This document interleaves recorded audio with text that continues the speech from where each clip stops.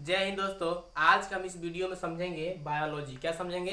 Biology. इसका वास्तविक नाम होता है बायोलॉजी। क्या होता है? बायोलॉजी। बायोलॉजी होता है, ठीक है, लेकिन हम बायोलॉजी इसको कहते हैं। बायोलॉजी का निर्माण हुआ है बायो प्लस लॉजी से। क्या? किससे? बायो प्लस लॉजी से। बायो का अर्थ होता है जीव और लॉजी का मतलब होता है अध्ययन, अर्थात जीवों के बारे में अध्ययन करना ही बायोलॉजी कहलाता है। कैसे जीव? तो सजीव जीव। तो सजीव जीवों के बारे में अध्ययन करना ही बायोलॉजी कहलाता है। इसमें पहले क्या होता था कि केवल जीवों के बारे में ही अध्ययन किया जाता था, लेकिन जब जेसी बोस ने अर्थात जगदीश चंद्र बोस ने जब पादपों में भी जीवों की उत्पत्ति देखी, अर्थात सजीव देखा, जीव उसमें दिखी, तो बायोलॉजी को दो भागों में बांट दिया गया। अर्थात बायोलॉजी दो भागों में बांट गई। पहला हो गया आपका जूलॉजी, अर्थात जूलॉजी मतलब जंतु विज्ञान, और दूसरा आपका हो गया बॉटनी अर्थात वनस्पति विज्ञान। कब? जब जेसी बोस ने जब देखा कि पादपों में भी क्या है, जीवन है, उनमें भी जीवन होता है, तब बायोलॉजी दो भागों में बढ़ गई। एक जूलॉजी बन गया और एक आपका बॉटनी बन गया। जूलॉजी क्या हो गया? जंतु विज्ञान, और बॉटनी हो गया आपका वनस्पति विज्ञान अर्थात पादप विज्ञान। जंतु विज्ञान अर्थात जूलॉजी में केवल जंतुओं के बारे में अध्ययन किया जाने लगा, और उसके बाद बॉटनी में केवल पादपों अर्थात पौधों के बारे में अध्ययन किया जाने लगा। ठीक है, तो आइए हम देखते हैं जूलॉजी क्या है अर्थात जंतु विज्ञान क्या है।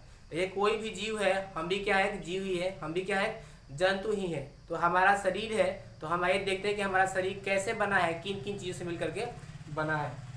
अगर देखिए, अगर आप एक घर का अगर आप ढांचा देखना चाहें कि घर का निर्माण कैसे होता है, तो सबसे पहले उसमें ईंट जोड़ा जाता है, उसके बाद दीवार बनाई जाती है, उसके बाद कमरा बनाया जाता है, उसके बाद क्या होता है? घर तैयार किया जाता है। हम कह सकते हैं क्या कि घर की जो सबसे छोटी से छोटी इकाई है ईंट है, क्योंकि सबसे पहले छोटा क्या है? ईंट ही तो है। ईंट से क्या बना? दीवार, दीवार से आपको क्या बना? कमरा, और कमरा से क्या बना? आपका घर।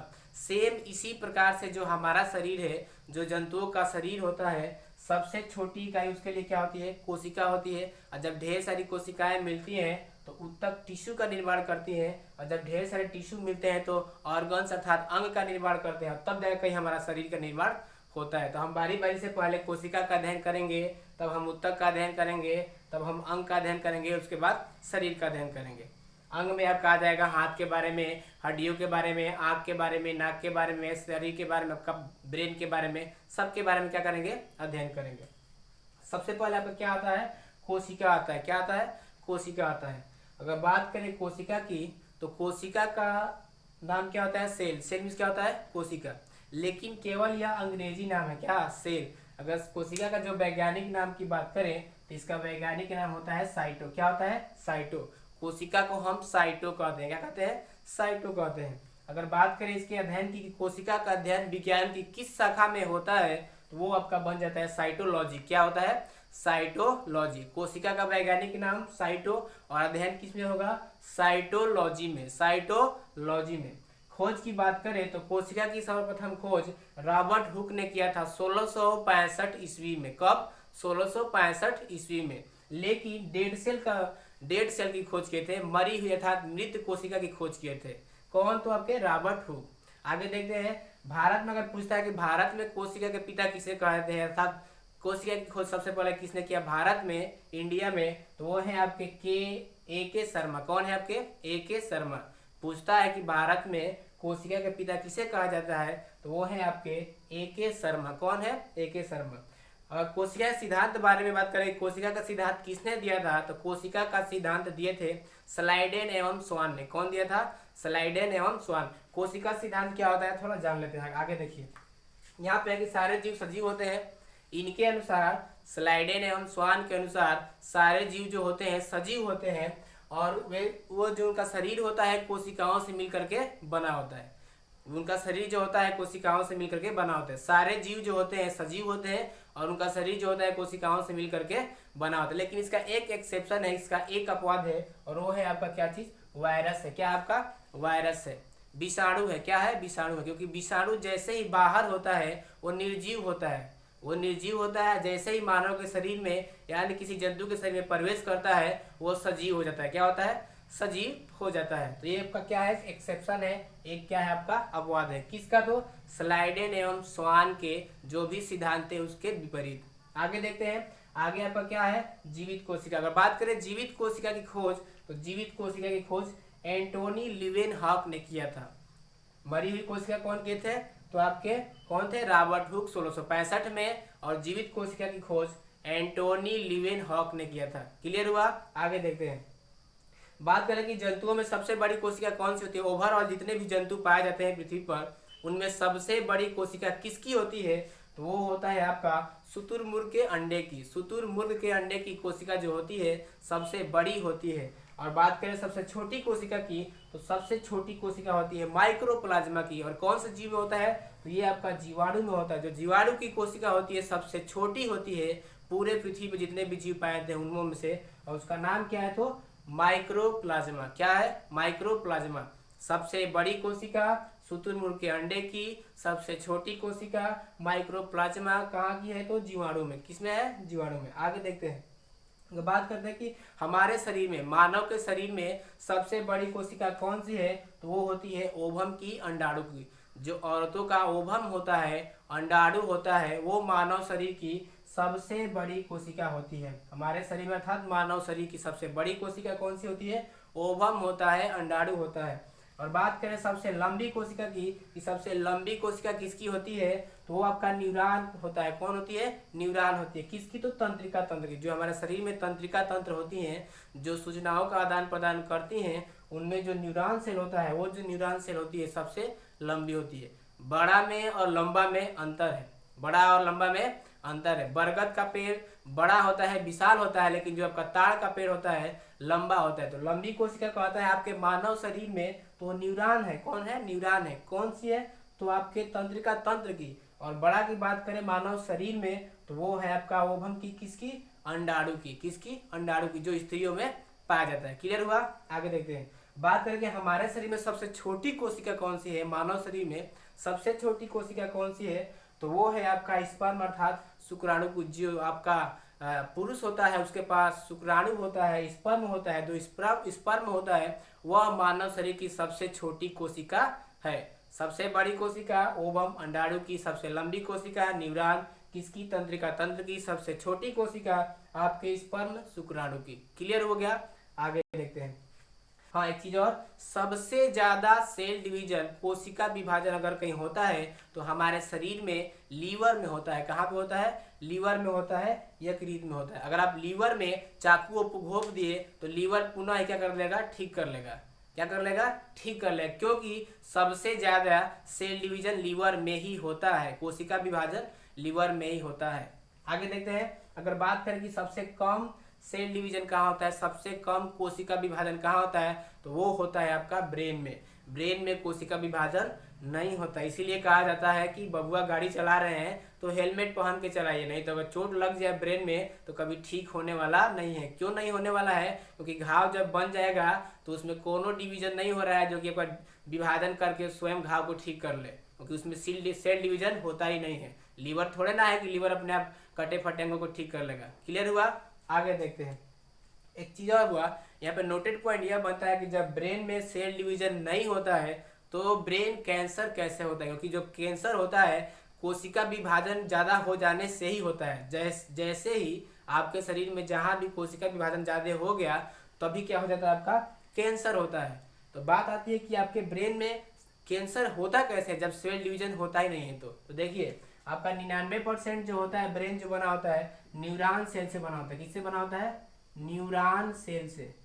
99% अर्थात जो आपका मस्तिष्क होता है, ब्रेन होता है, न्यूरॉन सेल से बना होता है। किससे? न्यूरॉन सेल से। और 10% जो आपका ब्रेन होता है वो आपका गीलियल सेल का बना होता है। किसमें होता है? गीलियल सेल का। और गीलियल सेल में कोशिका विभाजन होता है, सेल डिवीजन होता है, इसीलिए कभी कभी ब्रेन में भी ट्यूमर हो जाता है, कैंसर हो जाता है। क्लियर हुआ? आगे देखते हैं। आगे आपका क्या है? आगे आपका क्या है? कोशिका के प्रकार। अगर बात करें कोशिका के प्रकार की तो कोशिका दो प्रकार की होती है। पहला है आपका प्रोकैरियोटिक और दूसरा है आपका यूकैरियोटिक। अब बात आती है कि प्रोकैरियोटिक क्या है, यूकैरियोटिक क्या है, तो आप चिंता ना करें, हम आपके अगले वीडियो में इसको आसानी से समझाएंगे। फिलहाल आप इतना जान लीजिए कि जो प्रोकैरियोटिक कोशिका होती है वो पूर्ण रूप से विकसित नहीं होती है, अविकसित होती है, मतलब उसमें सारे अंग नहीं पाए जाते हैं। और जो आपका यूकैरियोटिक कोशिका होती है पूर्ण रूप से विकसित होती है और सभी में उसमें सभी अंग पाए जाते हैं। अब प्रोकैरियोटिक जो होते हैं वो केवल एक कोशिकीय जीवों में ही होती हैं। जितनी भी प्रोकैरियोटिक कोशिका है केवल एक कोशिकीय जीवों में ही पाया जाता है। और जीव कौन कौन से है, तो वह है आपके जीवाणु है और आपका क्या है, आर्किया है। कौन सा है, जीवाणु है और आर्किया है। आर्किया और जीवाणु में आपके क्या यहाँ दिखा दे रहा आपको, बैक्टीरिया और आर्किया जो होते हैं एक कोशिकीय होते हैं और इनमें केवल प्रोकैरियोटिक कोशिका पाई जाती है। यूकैरियोटिक की बात करें तो ये पूर्ण रूप से विकसित होती है और ये आपका एक कोशिकीय और बहुकोशिकीय दोनों तरह के जीवों में पाई जाएगी। कौन आपका, यूकैरियोटिक कोशिका। यूकैरियोटिक कोशिका दोनों टाइप के जीवों में पाई जाएगी आपका, यूकैरियोटिक एक कोशिकीय में भी और बहुकोशिकीय में भी। अब थोड़ा आगे देख लेते हैं। अब जो आपका क्या ये कोशिका जो है आपका, ये जो आपका कोशिका है, क्या इसमें भी बहुत सारे अंग हैं, तो हाँ इसमें भी बहुत सारे अंग, इसके भी कोशिका के भी बहुत सारे अंग हैं। तो आइए उसको हम बारी बारी से जान लेते हैं। पहला आपका क्या है, पहला आपका है सेल वॉल। क्या है, सेल वॉल। ये जो देख रहे हैं आपका ये कोशिका की जो देख रहे हैं बाहरी वाली दीवार, इसको हम सेल वॉल कहते हैं। क्या कहते हैं, सेल वॉल कहते हैं। सेल वॉल मतलब होता क्या है, तो आपका कोशिका भित्ति होती है। क्या होती है, कोशिका भित्ति होती है। कोशिका भित्ति होती है। एक और दीवार होती है उसका नाम है सेल मेम्ब्रेन।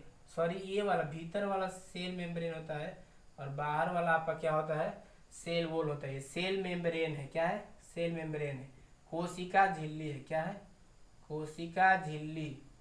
तो देखिए कोशिका के दो आवरण हैं, दो झिल्लियां उसको घिरी हुई हैं। एक का नाम है सेल वॉल जो सबसे बाहर होती है और एक का नाम है सेल मेम्ब्रेन जिसका नाम है कोशिका झिल्ली, वो आपकी अंदर होती है। यहाँ देखिए, यहाँ देखिए जो सेल वॉल होती है अर्थात जो कोशिका भित्ति होती है वो आपकी पारदर्शी होती है और जो आपका सेल मेम्ब्रेन होती है वो आपकी सेमी पारदर्शी अर्थात अर्ध पारदर्शी होती है। जो आपकी सेल वॉल होती है, कोशिका भित्ति होती है, वो आपकी पारदर्शी होती है और जो आपकी सेल मेम्ब्रेन अर्थात कोशिका झिल्ली है वो आपकी अर्ध पारदर्शी होती है। मतलब कि आधा दिखता है आधा नहीं दिखता है, इसके आर पार दिखता है। अगर बात करें पादपों की जो कोशिका भित्ति होती है किसकी बनी होती है, तो आपकी सेलुलोज की बनी होती है। किसकी बनी होती है, सेलुलोज की बनी होती है। और कवकों की जो होती है कोशिका भित्ति किसकी बनी होती है, तो आपकी काइटिन की बनी होती है।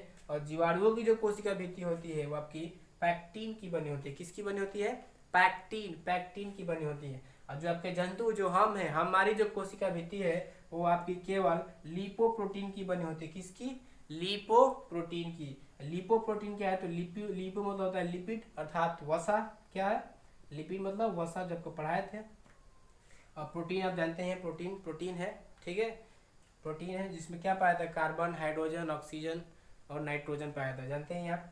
इसकी बात करें अगर जंतुओं में तो कौन सी होती है, कोशिका झिल्ली। हाँ एक चीज देखिए, केवल जंतु की कोशिका में केवल कोशिका झिल्ली ही पाई जाती है। आपको बताया ना कि कोशिका में दो झिल्ली होती है, एक होता है सेल वॉल और एक होता है सेल मेम्ब्रेन।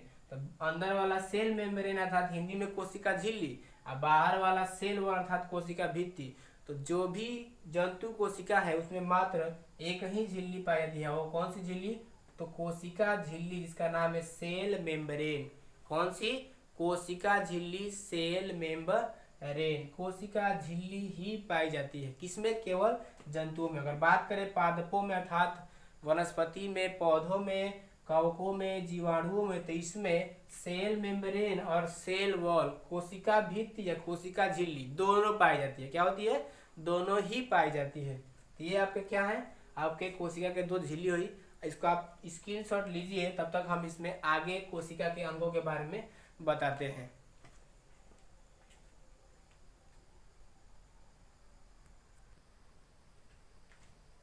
तो आइए कोशिका के हम अंग को जान लेते हैं। आपको हम बता ही दिए कि कोशिका भित्ति है क्या आपका, ये आपकी कोशिका है। तो कोशिका के दो झिल्ली होती हैं, एक बाहरी वाला होता है, एक वाला अंदर वाला होता है। तो बाहर वाले को हम क्या कहते हैं, कोशिका भित्ति। क्या कहते हैं, कोशिका भित्ति। और अंदर वाले क्या कहते हैं, कोशिका झिल्ली। तो जो कोशिका झिल्ली होती है केवल जंतुओं में होती है और जो आपकी कोशिका झिल्ली और कोशिका भित्ति जो दोनों होती है वो आपके पादप में भी, कवक में भी और जीवाणुओं में भी। ध्यान सुनिए, जितने भी जंतु होते हैं उनमें जो होती है कोशिका भित्ति नहीं पाई जाती है, केवल कोशिका झिल्ली होती है, सेल मेम्ब्रेन होती है। और जितने भी आपके पादप होते हैं, कवक होते हैं, उसके बाद जीवाणु होते हैं, उनमें कोशिका भित्ति या कोशिका झिल्ली दोनों पाई जाती है ना। क्लियर हुआ। अब देखिए जो पादप होती है, जो पादप की कोशिका भित्ति अर्थात बाहरी झिल्ली जो होती है कोशिका भित्ति, वो जो बनी होती है सेलुलोज की। अब बात आता है कि सेलुलोज क्या है। तो आपको पोषण में हम न्यूट्रिशन में पढ़ा जाता है सेलुलोज क्या है। तो एक आपका पॉलीसेकेराइड कार्बोहाइड्रेट है। क्या है? क्योंकि इसका निर्माण ढेर सारे ग्लूकोज के अणुओं से हुआ है। कितने? तो 10 से ज्यादा। 10 से ज्यादा। तो जब 10 से ज्यादा ग्लूकोज के अणु मिल रहे हैं तो पॉलीसेकेराइड कार्बोहाइड्रेट बनाते हैं। और सेलुलोज भी आपका क्या है? पॉलीसेकेराइड कार्बोहाइड्रेट है। साथ ही साथ काइटिन भी क्या है? वही है। और जब आपका जीवाणु होते हैं, जीवाणु की जो कोशिका भित्ति सेल वॉल बनी होती है वो आपकी पैक्टीन की बनी होती है। जो पैक्टीन होता है प्रोटीन और कार्बोहाइड्रेट से मिलकर बना होता है। प्रोटीन भी पढ़ा दिए हैं, कार्बोहाइड्रेट भी पढ़ा दिए हैं, पढ़ाने की आवश्यकता नहीं है, जानते भी हैं। आगे देखिए, हाँ, जो आपकी केवल जंतु की कोशिका होती है किसकी बनी होती है? तो लिपोप्रोटीन की बनी होती है। लिपोप्रोटीन क्या है? तो लिपिड प्लस प्रोटीन से मिलकर बना है। लिपिड मतलब क्या होता है? तो वो वसा होता है, फैट होता है। और प्रोटीन आप जानते हैं इसमें कार्बन, हाइड्रोजन, ऑक्सीजन और नाइट्रोजन पाया जाता है। आगे देखते हैं, अगर इसके और अंगों की बात करें, हाँ, कोशिका भित्ति जो झिल्लियां होती हैं करती क्या है? तो ये कोशिका को देखिए, ये कोशिका है, इसके जो भी अंदर अंग होंगे इसको क्या करेंगी? रक्षा करेंगी, सुरक्षा प्रदान करेंगी। तो जो भी आपकी झिल्लियां होती है इनका कार्य क्या होता है? कोशिका को सुरक्षा तथा आकार प्रदान करना। कोशिका को सुरक्षा तथा आकार प्रदान करना। आगे देखते हैं, अगला अंग क्या है? तीसरा अंग क्या है? तो अब तीसरा अंग है माइटोकॉन्ड्रिया की। माइटोकॉन्ड्रिया क्या होता है? कोशिका के अंदर माइटोकॉन्ड्रिया पाया जाता है। इसकी खोज अल्टमैन ने किया था। किसने किया था? अल्टमैन ने। कब किया था? तो 1894 में। माइटोकॉन्ड्रिया की खोज अल्टमैन ने किया था 1894 में। और माइटोकॉन्ड्रिया को हम सूत्रकणिका भी कहते हैं, सूत्रकणिका भी कहते हैं। माइटोकॉन्ड्रिया जो होता है यह ऊर्जा बनाता है। क्या बनाता है? ऊर्जा बनाता है। कोशिका के लिए ऊर्जा बनाता है। क्या बनाता है? ऊर्जा बनाता है। इसकी खोज जो ऊर्जा बनाता है, ऊर्जा किस टाइप से बनाता है? तो इसमें क्रेब्स चक्र चलता है, एक साइकिल चलती है, क्रेब्स चक्र। जब 38 एटीपी मिलते हैं तो एगो ग्लूकोज के अणु बनाते हैं। और जो ग्लूकोज होता है आपको ऊर्जा प्रदान करता है। किसमें? तो माइटोकॉन्ड्रिया में। क्रेब्स चक्र की खोज किसने किया था? तो क्रेब्स वैज्ञानिक ने किया था। किसने? और अपने नाम पर ही रख दिया। किसमें? क्रेब्स चक्र का नाम रख दिया। माइटोकॉन्ड्रिया में क्रेब्स चक्र चलता है, साइकिल चलती है। जब 38 एटीपी मिलते हैं तो आपके एक ग्लूकोज के अणु बनाते हैं। और जो अणु ग्लूकोज होते हैं आपके ऊर्जा प्रदान करते हैं। तो हम कह सकते हैं क्या कि जो माइटोकॉन्ड्रिया होता है कोशिका के लिए बिजली बनाता है, अर्थात बिजली घर कह सकते हैं। क्या कह सकते हैं? साथ ही साथ ऊर्जा घर कहिए, कोशिका की शक्ति घर कहिए, पावर हाउस कहिए, सारे हम माइटोकॉन्ड्रिया को ही कहते हैं। कोशिका का ऊर्जा घर, बिजली घर, पावर हाउस, सभी क्या कहते हैं? आपको माइटोकॉन्ड्रिया को ही कहते हैं। एक नोटेड पॉइंट यह है, क्वेश्चन यह पूछता है कि कोशिका के कौन सा ऐसा अंग है, कोशिका का, शरीर का नहीं, कोशिका का वह कौन सा ऐसा अंग है जिसमें केवल डीएनए पाया जाता है? तो आपका वो माइटोकॉन्ड्रिया ही है जिसमें डीएनए पाया जाता है। और वो भी डीएनए में केवल माता का डीएनए होता है, पिता वाला डीएनए नहीं पाया जाता है। केवल माइटोकॉन्ड्रिया ही ऐसा एक अंग है कोशिका, क्या कोशिका का अंग है जिसमें डीएनए पाया जाता है, वो भी किसका? तो माता का, पिता वाला नहीं पाया जाता है। अच्छा, जो आपकी ये जो आपकी माइटोकॉन्ड्रिया होती है इसकी भी तो अपनी झिल्ली होगी ही होगी। तो इसके जो अंदर वाली झिल्ली होती है इसको हम कहते हैं क्रिस्टी। अंदर की दीवार जो माइटोकॉन्ड्रिया की होती है उस झिल्ली को हम कहते हैं क्रिस्टी। तो माइटोकॉन्ड्रिया की जो झिल्ली होती है उसको हम कहते हैं क्रिस्टी। क्या कहते हैं? क्रिस्टी। आगे देखिए, अगला जो अंग है कोशिका का उसका नाम है गोल्जी बॉडी या गोल्जी काय भी कहते हैं इसको। गोल्जी काय यहाँ पे देख सकते हैं। गोल्जी काय की खोज किसने किया था? तो कैमिलो गाल्जी ने। किसने किया था? अपने नाम पर रख दिया था, कैमिलो गाल्जी ने इसकी खोज किया था। इसका कार्य क्या होता है? तो इसका कार्य होता है परिवहन का। किसका? परिवहन का। हमारे शरीर में जहाँ जिस चीज़ों की आवश्यकता होती है आपका गोल्जी बॉडी ले जाकर उसको पहुँचाता है। मान लीजिए आपको हाथ को ज़्यादा काम करना हो, खेत की कुड़ाई भी करना हो, तो ज़्यादा आप ऊर्जा व्यय करेंगे तो कौन आपको ला करके ऊर्जा देगा आपको? तो आपको देगा वो गोल्जी बॉडी देगा। कौन देगा? गोल्जी बॉडी देगा।